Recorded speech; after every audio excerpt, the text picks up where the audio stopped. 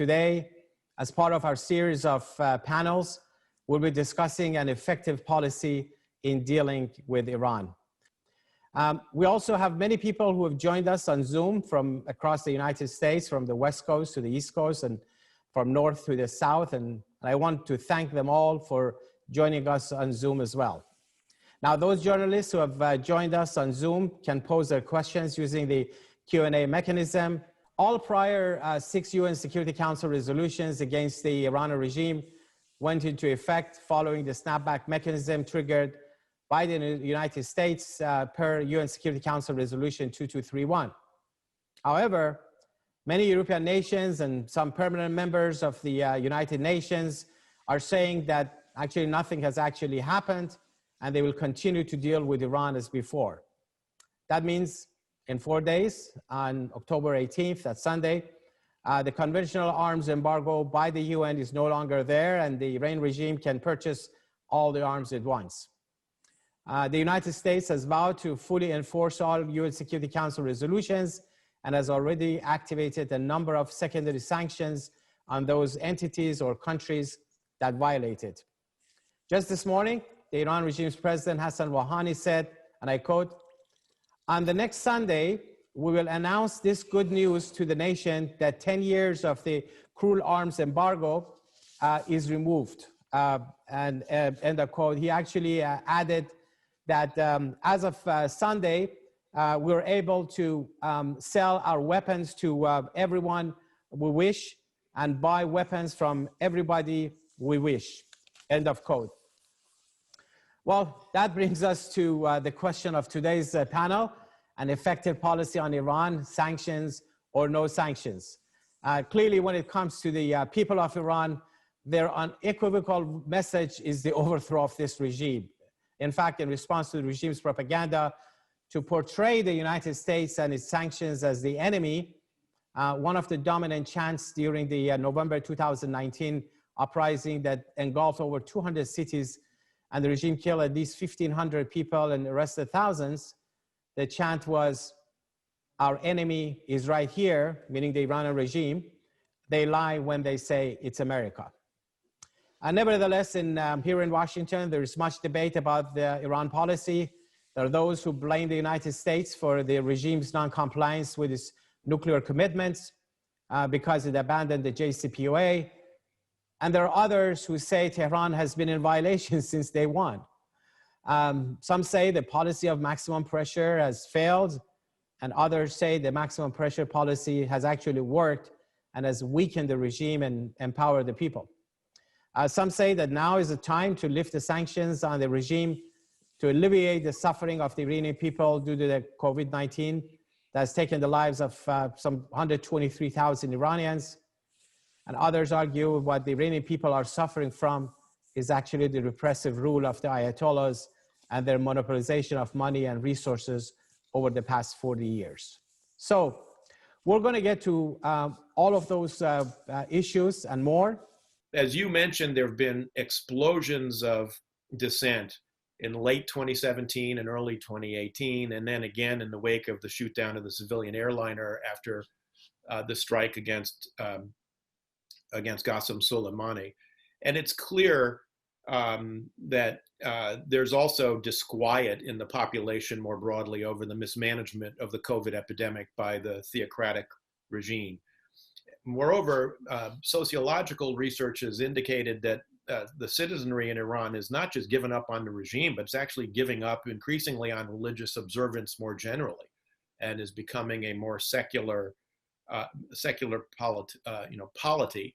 And this, I think, requires a mix of both covert and overt assistance to the domestic opposition, and in particular, to try and focus that assistance on mechanisms for helping the various dissident strands within the country find one another. I mean, we can't create an opposition to the regime. It already exists. What we can do is help it to reach the kind of critical mass that similar strands of public opinion were able to coalesce around in 1979 in opposition to the Shah's regime. So Iran's an Iran nuclear weapons program is a global threat, regardless of the range of its missiles. Everybody recognizes that. Equally concerning is Iran's other activities, state sponsorship of terrorism, supporting insurgents and surrogates in the region and indeed around the world, which is destabilizing other countries. These are twin challenges that the US is deeply concerned about. So the Iran sanctions are designed to really help deal with both of those threats, to put maximum pressure on the regime. And as Ambassador Edelman rightly said, sanctions are not a strategy, they're a component of a strategy. But it's to make it difficult for Iran to build out its capabilities, to support its surrogates, to be aggressive and offensive in any way. And the sanctions have, I think, been very, very effective in help doing that. That is part of the US long game. What this administration would like to do, in the direction it's headed, is to say, look, we will sanction Iran for as long as it takes to get them to agree to stop doing the things that deeply concern the US and the countries in the neighborhood and other countries around the world. At root, this is a nuclear weapons program. It's not a nuclear energy program, despite what Tehran says. In order to understand this, you need to look at the fact that Iran is basically in violation of its commitments as a member of the Non-Proliferation Treaty, which I think stands out as one of the greatest successes of arms control in history. Second, the regime is not going to become more moderate, or in the words of John Kerry, become a responsible stakeholder that respects the norms of a rules-based international order. Since its foundation, the regime has used terrorist acts against its adversaries, foreign and domestic. On a personal note, I'm currently a party to the Belgian court that next month will try an Iranian intelligence official who was masquerading as a diplomat out of the Iranian embassy in Vienna.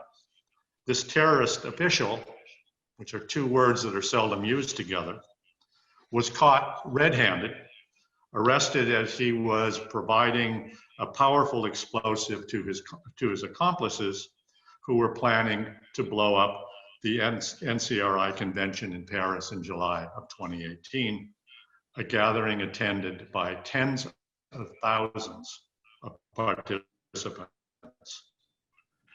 The authorities in Belgium believed that the attack would have caused massive casualties.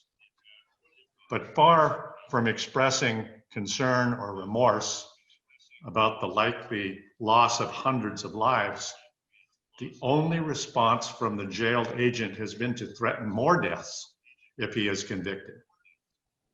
Truly, this is an evil regime with no regard for how many innocent people it might murder.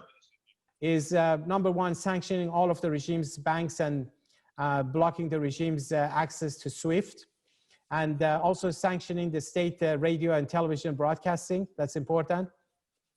Sanctioning all of the regime's officials, including the highest authorities, for their role in the massacre of the Iranian people, as many of you referred to. Prevention of any international effort to circumvent the UN Security Council sanctions, and also preventing the providing the Iranian people access to internet. And Ambassador Edelman referred to it. It's extremely important for the discounted population of Iran, but also the organized resistance, those resistance units who are in the forefront of opposition and keeping the continuity, keeping the protests alive. They need to be able to communicate among themselves. And the regime cuts off internet. So that's, especially when the uprising happens. So we need to have an internet beyond the regime's control, especially during the protest